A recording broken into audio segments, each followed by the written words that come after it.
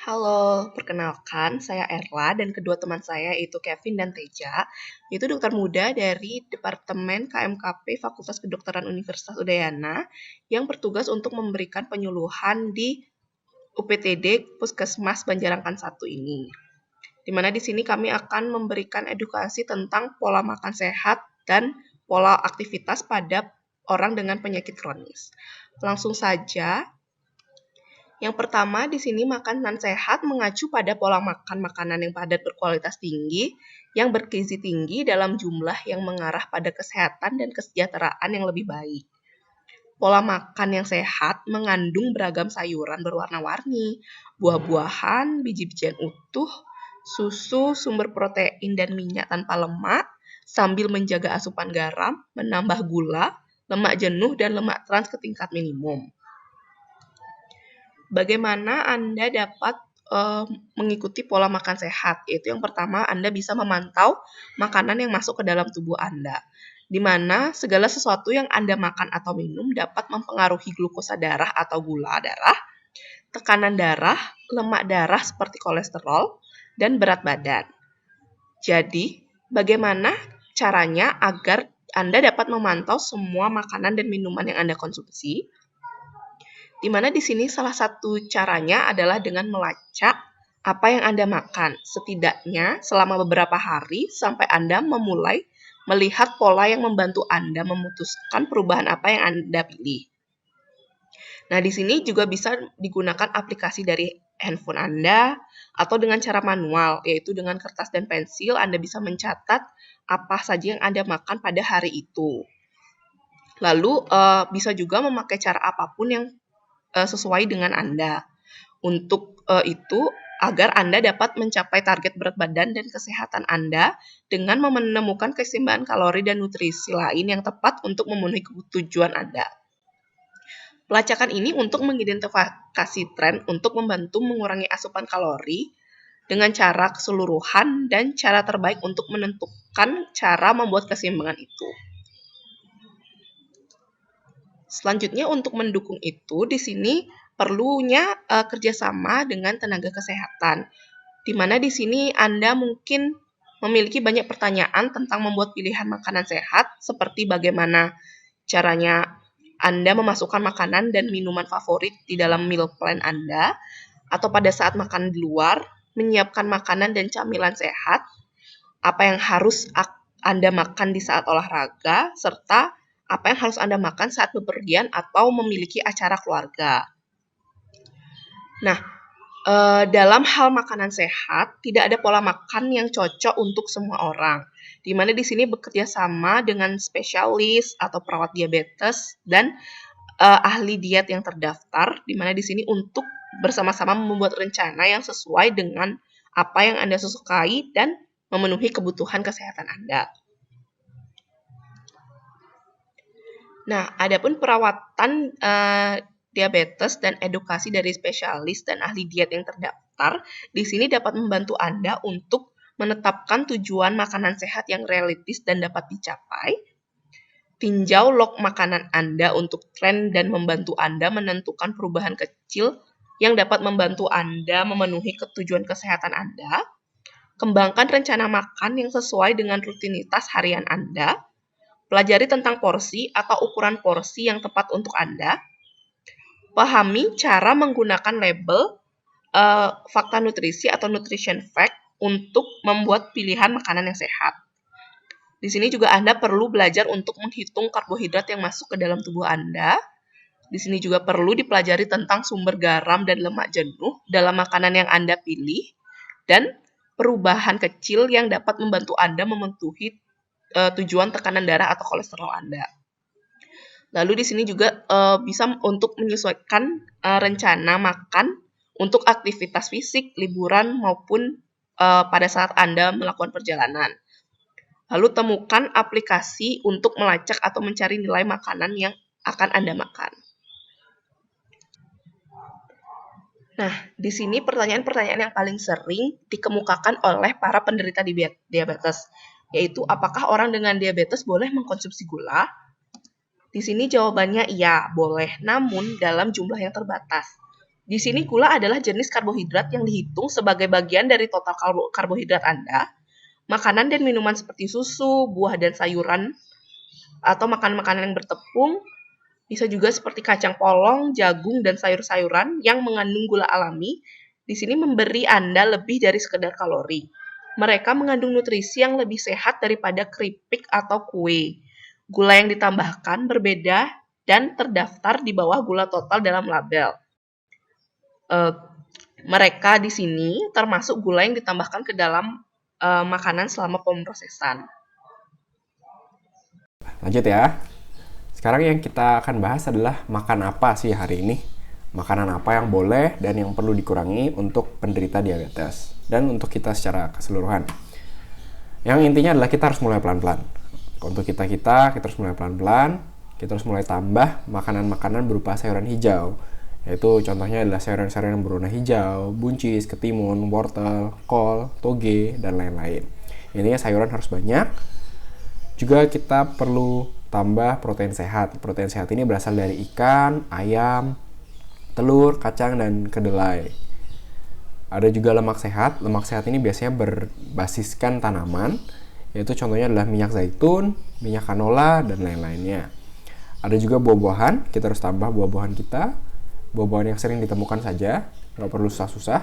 Apel, jeruk, pir, semangka. Lalu apa yang perlu kita kurangi sih?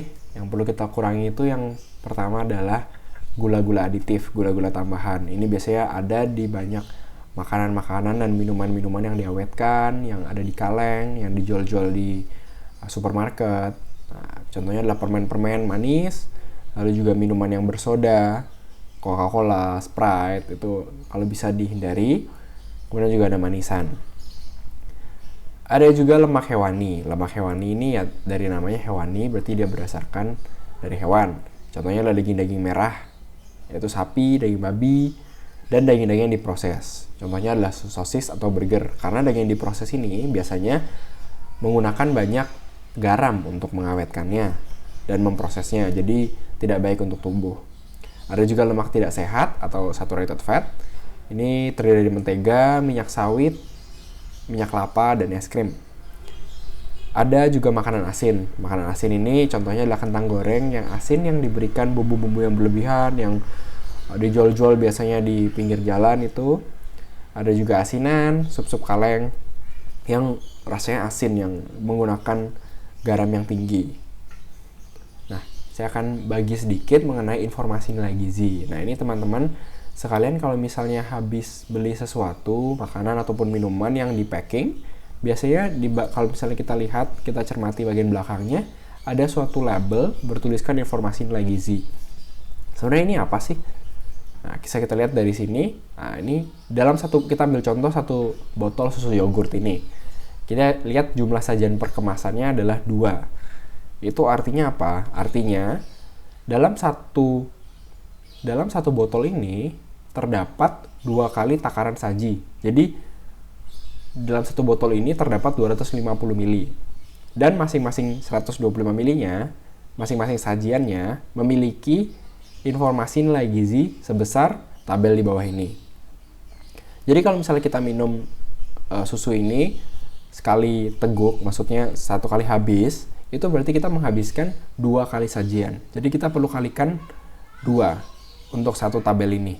Satu tabel ini hanya menunjukkan gizi untuk satu sajian saja. Sedangkan di dalam satu botol ini ada 2 sajian. Jadi kita perlu kalikan 2. Nah, kita coba ambil contoh misalnya karbohidrat total.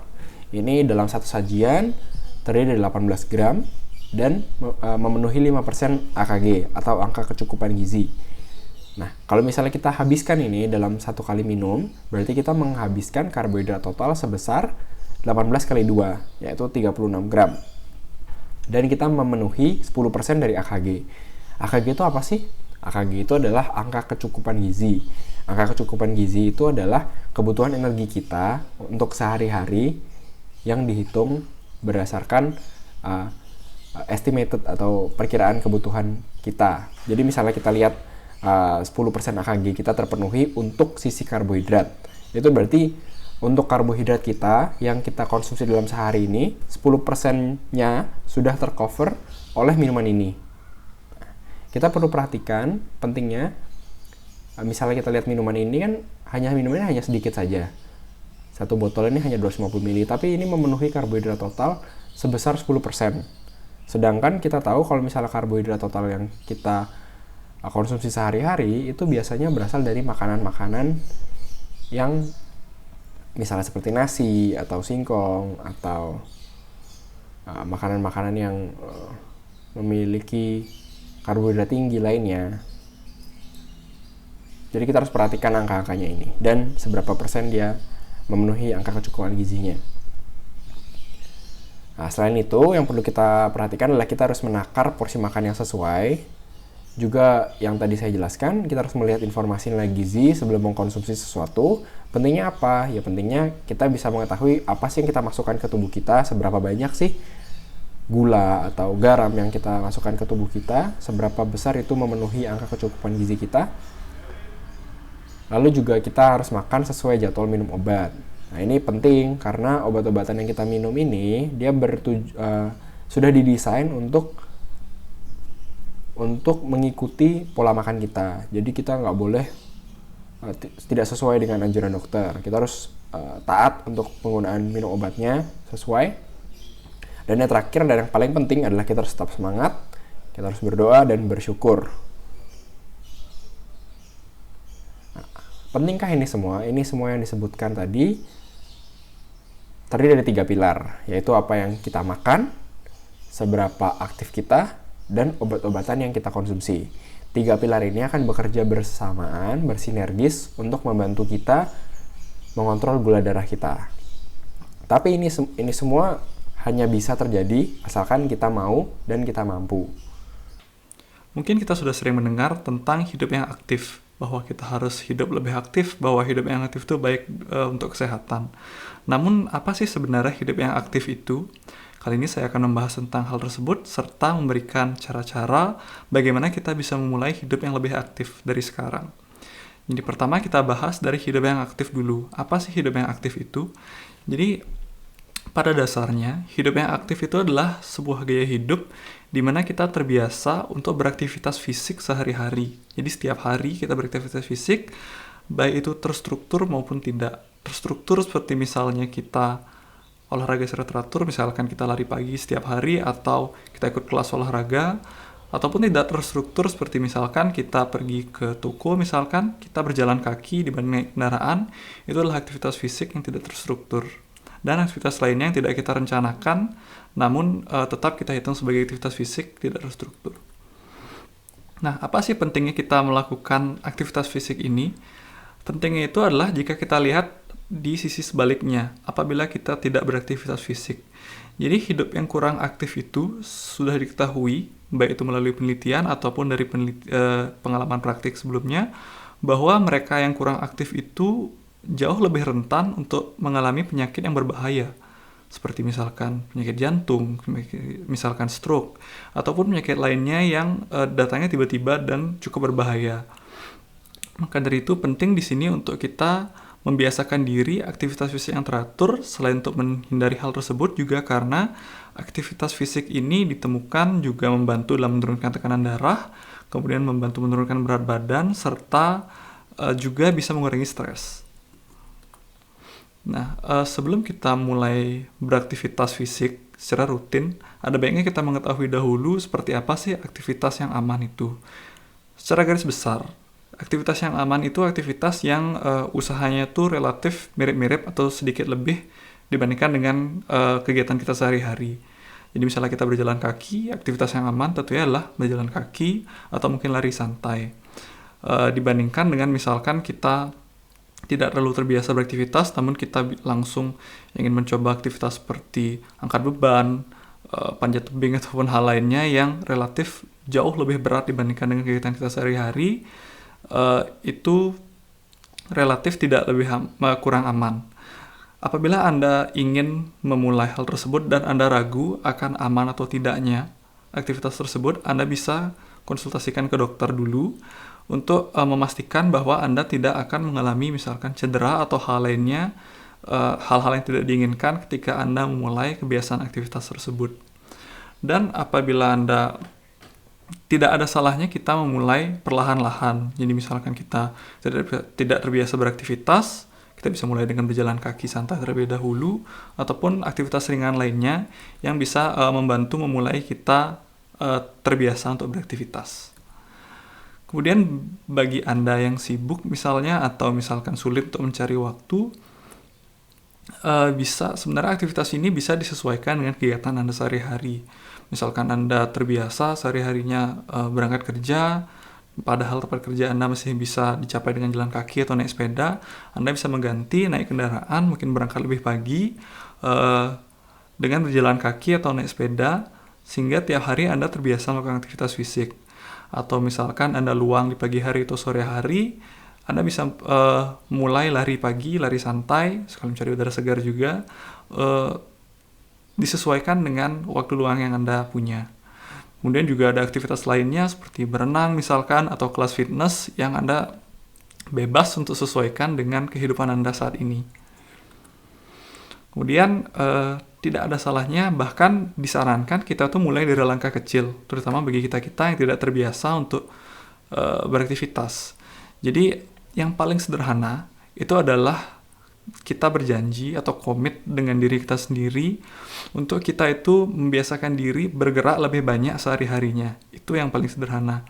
Kemudian dari sana bisa kita tingkatkan lagi, seperti yang saya katakan tadi, aktivitas ringan seperti berjalan kaki, lari santai, dan apabila Anda tidak sulit untuk melakukan satu aktivitas fisik dalam waktu yang lama, misalkan lari dalam 30 menit terlalu berat, Anda bisa melakukan hal tersebut dalam waktu yang singkat, misalkan hanya 5 menit, tapi lebih sering. Misalkan satu hari Anda lari 5-10 menit, tapi 2 kali, pagi dan sore. Itu tidak masalah dan sama efektifnya dengan satu kegiatan yang lama. Tujuan akhir dari kita mulai dari langkah kecil ini adalah aktivitas yang teratur. Jadi seperti hidup yang aktif tadi, kita tujuan mulai dari langkah kecil ini, semakin kita melangkah itu, kita akan mencapai hidup yang terbiasa beraktivitas. Kemudian dalam merencanakan aktivitas fisik sebenarnya tidak terlalu rumit, namun bagi Anda yang masih bingung, di sini saya ada beberapa cara untuk menyusun rencana bagaimana kita bisa terbiasa melakukan aktivitas fisik. Jadi yang pertama tentunya adalah memilih aktivitas yang Anda suka. Hal ini penting karena pasti kita akan sulit untuk melakukan hal-hal yang tidak kita sukai, apalagi setiap hari. Oleh karena itu, ada baiknya kita mulai dari aktivitas yang kita sukai dulu. Misalkan Anda suka berenang, silahkan mulai dari sana. Suka lari, silahkan lari, tidak masalah. Yang penting Anda suka. Kemudian, dalam merencanakan, ada baiknya kita membayangkan kira-kira hambatan apa yang kita temui. Misalkan, kita ingin lari pagi, tapi jadwal kerja tidak memungkinkan, itu harus kita pikirkan dari awal, sehingga ketika kita menemui hambatan tersebut kita tidak justru batal melakukan aktivitas, namun menyusun rencana untuk mengatasi hambatan tersebut. Dan rencanakan aktivitas ini untuk bisa dimulai sedini mungkin. Idealnya dalam waktu 1 minggu ini Anda bisa mulai, sehingga Anda tidak mengesampingkan hal tersebut. Kemudian juga Anda rencanakan juga waktu kapan Anda melaksanakannya, misalkan pagi hari, sore hari, tidak masalah, serta berapa lama Anda akan melaksanakannya.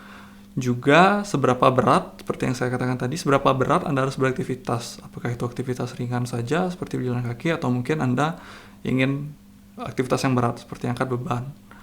Dan apabila Anda orang yang sulit menjaga kebiasaan, mungkin Anda bisa pertimbangkan untuk menghadiahi diri Anda di akhir minggu. Misalkan Anda suka makan kue tapi ingin hidup yang aktif, Anda bisa setelah 1 minggu Anda rutin melakukan aktivitas, Anda bisa membelikan diri Anda kue sebagai hadiah bahwa Anda sudah menjalani hidup yang aktif minggu ini. Kemudian untuk rekomendasi, jadi seperti apa sih aktivitas fisik yang direkomendasikan? Jadi ada singkatannya, yaitu FIT, F frekuensi. Jadi seberapa sering Anda melakukan aktivitas fisik, Idealnya minimal 5 kali dalam 1 minggu, bahkan untuk aktivitas ringan bisa dilakukan setiap hari. Kemudian intensitas, yaitu seberapa berat, mungkin bisa dimulai dengan intensitas sedang. Jadi untuk menilai apakah aktivitas kita berat atau sedang atau ringan, itu sederhananya apabila kita ketika melakukan aktivitas, misalkan kita sedang lari, kita masih bisa diajak berbicara, tapi sulit untuk menyelesaikan kalimat-kalimat panjang. Jadi mungkin hanya kalimat pendek kita bisa diajak berbicara, tapi lebih dari itu kita terengah-engah. Itu bisa kita sebutkan aktivitas yang sedang. Jadi itu yang kita targetkan. Kemudian time atau waktu itu berapa lama? Idealnya 1 hari atau per sesi itu 30 menit 5 kali seminggu. Namun tidak ada salahnya kalau kita memang sama sekali tidak terbiasa, dimulai dari sebentar-sebentar saja dulu. Seperti yang saya katakan tadi, misalkan 5 menit saja 2 kali dalam sehari. Yang penting kita mulai dari langkah kecil dengan tujuan akhirnya kita 30 menit dalam 5 kali seminggu. Kemudian tipe aktivitas yang kita lakukan, dasar dari aktivitas fisik ini adalah aktivitas aerobik, seperti misalkan lari, kemudian berjalan kaki, berenang, naik sepeda. Itu hal-hal yang buat kita terengah-engah tapi tidak sampai benar-benar kehabisan nafas. Itu kita lakukan dengan target 30 menit 5 kali seminggu, dengan per minggu itu 2 hari dalam seminggu itu kita melakukan aktivitas menguatkan otot seperti angkat beban atau misalkan olahraga seperti push up untuk menjaga kesehatan anggota gerak kita. Dan juga jangan lupa setiap kita beraktivitas juga meliputi pemanasan dan pendinginan dengan tujuan yang sama, yaitu menjaga kesehatan anggota gerak kita. Baik, mungkin itu yang dapat saya sampaikan saat ini. Sekali lagi, mari kita bersama-sama demi kesehatan kita semua untuk berusaha mencapai hidup yang aktif, beraktivitas aktif setiap harinya. Mungkin mari bersama-sama mencapai hidup yang aktif. Sekian yang dapat saya sampaikan. Terima kasih atas perhatiannya. Salam aktif.